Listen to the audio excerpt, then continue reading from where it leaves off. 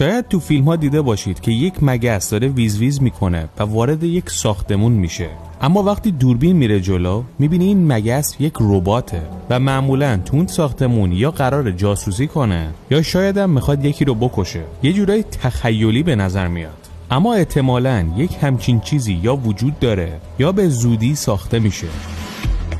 وقتی در مورد یک جنگ صحبت میکنیم، فناوری و استراتژی از هر چیزی، حتی پولم با ارزش‌تره. برای همین در بسیاری از دولت‌ها بیشترین بودجه ها رو برای ارتششون میذارن. بیشترین پولها رو خرج میکنن که توی جنگ از انسانها کمتر استفاده کنن. یعنی به جای اینکه سرباز بره تو جبهه، یک ربات کار اونو انجام بده.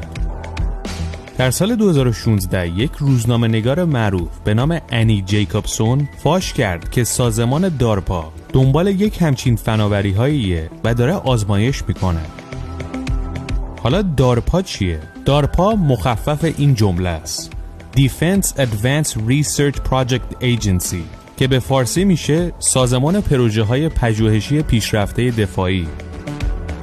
این روزنامه‌نگار معتبر و معروف میگه این سازمان از زمان جنگ سرد مشغول این فعالیت هاست. اونها دنبال ساخت هر جور رباتی هستن، از پرنده بگیر که الان رسیدن به حشرات. اونها برای شروع کار مغز پرنده یا امروزه مغز حشرات رو دستکاری کردن و یک میکروچیپ تو مغزش سوار کردن که بتونن اونو کنترل کنن.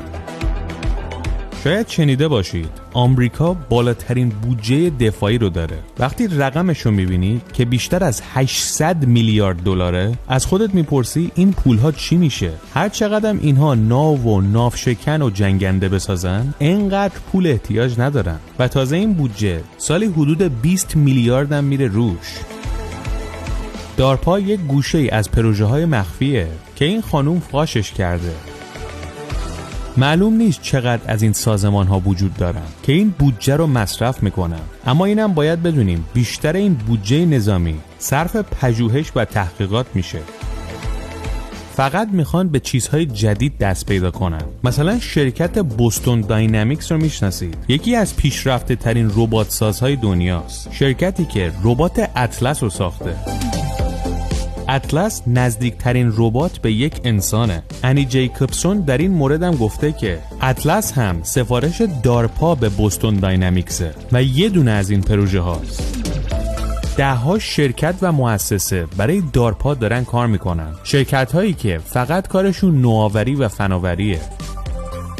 انی جیکوبسون میگه دارپا پهپادهایی رو داره که اندازه ناخن یک انسانه، اما کاراییش مثل یک پهپاد کامله.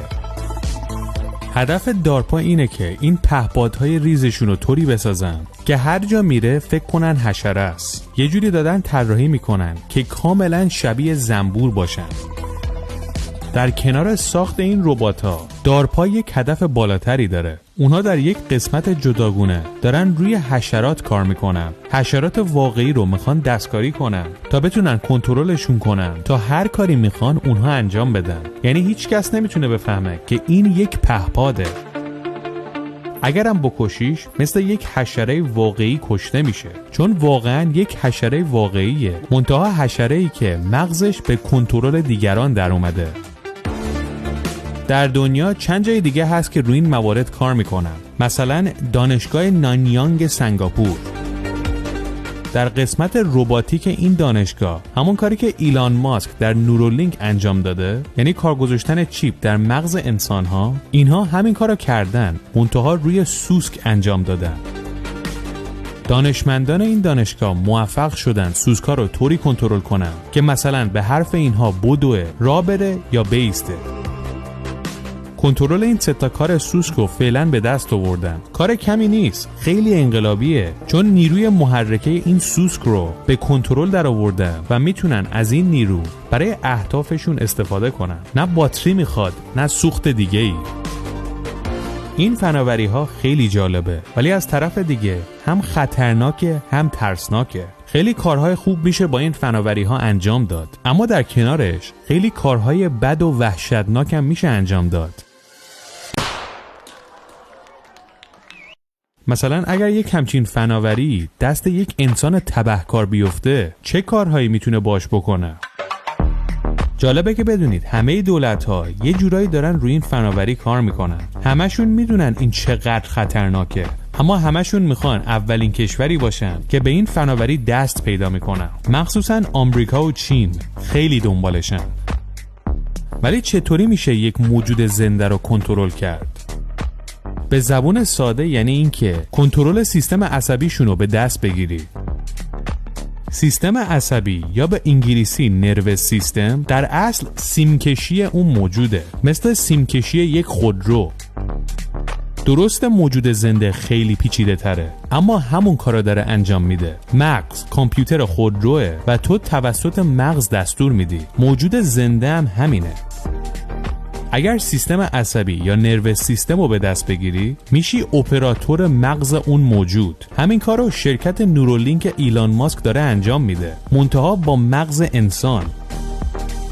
پیچیده ترین چیزی که هنوز انسان‌ها کامل نشناختنش. نورولینک هم همینو گفته. ما به وسیله این چیپ میخوایم کنترل سیستم عصبی اون شخص رو کامل در اختیار خودش بذاریم که مثلا اگر نمیتونه راه بره، بتونه به این مشکلش غلبه کنه. اینهایی که گفتیم نکات مثبت این فناوری بود، اما نکات منفی بسیاری دور این داستان وجود داره. وحشتناکترینش اینه که در نهایت بتونن ویروس ها و میکروب ها رو هم به کنترل خودشون در بیارن. کارشناسان بسیاری از جمله خانم آنی جیکابسون آینده ترسناکی رو ترسیم میکنن. اون میگه مثلا میتونن یک ویروس رو به کنترل خودشون در بیارن و توی یک جمعیتی رها کنن. بعد توسط اون ویروس مغز تمام اون انسانها رو کنترل کنن. خوشبختانه یا بدبختانه این که با این فناوری زیادم فاصله‌ای نداریم. شرکت نورولینک همین امسال اولین ریز تراشه رو تو مغز یک انسان کار گذاشته. انسانی که از گردن به پایین فلجه. در اولین مرحله این آزمایش جواب مثبت گرفتن. نه اینکه تونسته راه بره، فعلا تونسته با فکرش هم کامپیوترش رو کنترل کنه، هم موبایلش رو. و این خیلی مهمه که با یک ریز تراشه یک شخصی که هیچ کاری ازش برنمی اومده کامپیوترش و موبایلش رو کنترل کنه. این تازه اولشه. چند ماهه که این ریز تراشه رفته تو مغز این انسان و روز به روز هم کنترل های بیشتری رو به دست میاره. خیلی از افراد معروف توی تکنولوژی مثل استیو وازنیاک میگن کجا داریم میرین به این عجله؟ خب میخوایم به این فناوری دست پیدا کنیم، اشکالی هم نداره، ولی چرا اینقدر عجله؟ یه مقدار روش فکر کنیم، ببینیم چی کار میخوایم بکنیم، بعد شروع کنیم. یعنی یک 6 ماهی توش وقفه بندازیم و همه جوانبش رو در نظر بگیریم. اگر نکات مثبتش از منفیاش بیشتر بود، با کله میریم دنبالش. اگر نه، همینجا متوقفش میکنیم. استیو وازنیاک راست میگه. اینجور فناوری ها بسیار خطرناکن، اما دنیا گوشش بدهکار نیست. هر کشوری میخواد زودتر از بقیه به این تکنولوژی دست پیدا کنه. دارپا از همشون جلوتره، چون بودجه دولتی پشت سرشه و خیلی جدی داره میره جلو. نظر شما چیه؟ آیا این فناوری برای انسانها مفیده؟ با توجه به این که در بین انسانها صدها عقیده و ایده مختلف وجود داره.